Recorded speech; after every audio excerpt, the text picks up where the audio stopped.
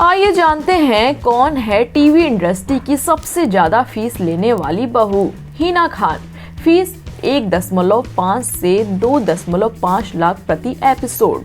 ये रिश्ता क्या कहलाता है शो से एक्टिंग करियर की शुरुआत करने वाली हिना खान फिलहाल टेलीविजन इंडस्ट्री की सबसे कामयाब एक्ट्रेस हैं। हिना ने रियलिटी शो बिग बॉस 11 में दूसरा स्थान हासिल किया था, जिसके बाद से ही एक्ट्रेस की तगड़ी फैन फॉलोइंग होने लगी। लंबे ब्रेक के बाद हिना ने एकता कपूर के शो कसौटी जिंदगी में कमोलिका का निगेटिव रोल निभाया था, जिसके लिए उन्हें 1.5 से 2.5 लाख रुपए की फीस मिली थी। बाद में अपनी फिल्मी करियर के लिए एक्ट्रेस ने शो से ब्रेक ले लिया था। जेनिफर वीगेंड। फीस 1 से 1.5 लाख रुपए प्रति एपिसोड।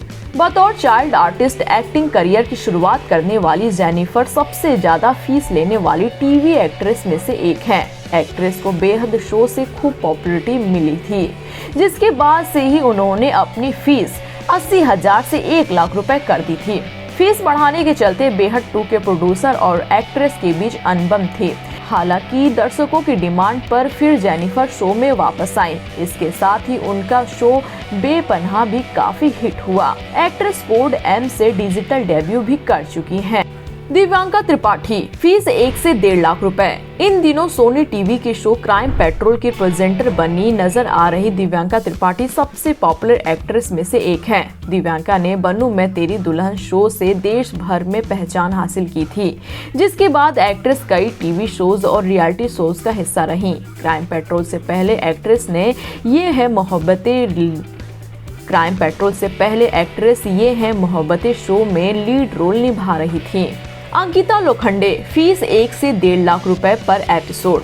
पवित्र रिश्ता शो से घर घर पहचान बनाने वाली अंकिता लोखंडे हर एपिसोड के लिए 1 लाख से 1.5 लाख रुपए फीस लेती हैं। पवित्र रिश्ता के बाद एक्टर सुशांत सिंह राजपूत के साथ dance reality show Nach Baliye का भी हिस्सा रही हैं।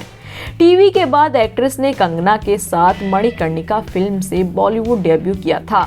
खबरों की माने तो एक्ट्रेस जल्द ही पवित्र रिश्ता 2.0 में लीड रोल निभाते नजर आएंगी। 20 साल बाद सलमान खान पर बोली सोमा अली खान, 20 साल पहले जो हुआ वह बेवकूफी थी।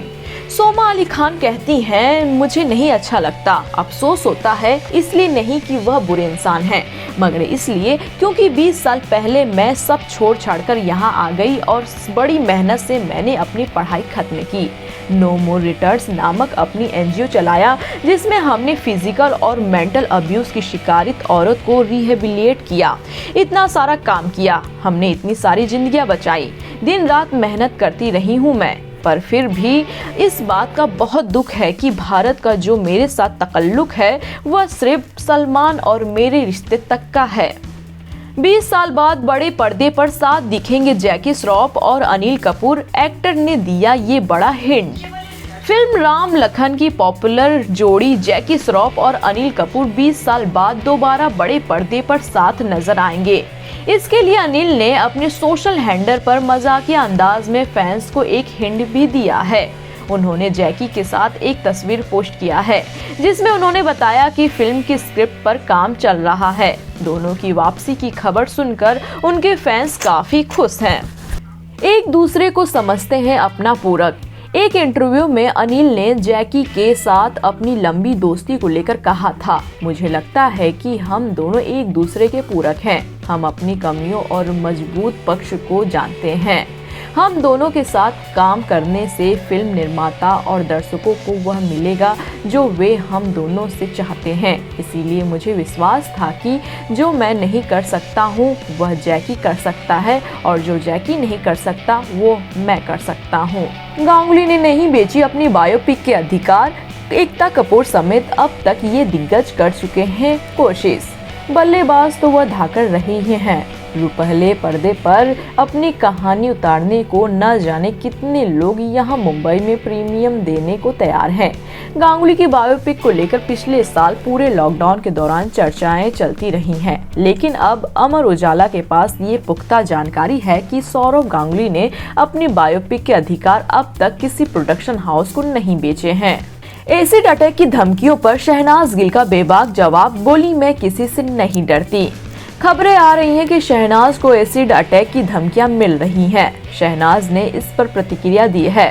शहनाज का कहना है कि वह किसी से नहीं डरती, बल्कि ऐसा करने वालों को वह शुक्रिया अदा करना चाहती हैं। एक इंटरव्यू के दौरान उन्होंने कहा कि ये चीजें मुझे प्रभावित नहीं करती, बल्कि मुझे लगता है कि यह अधिक शक्ति देती है। इन लोगों को यह एहसास नहीं होता है कि अगर वे किसी के बारे में कुछ निगेटिव करते हैं या कहते हैं तो यह दूसरे व्यक्ति के लिए कई बार पॉजिटिव में बदल जाता है।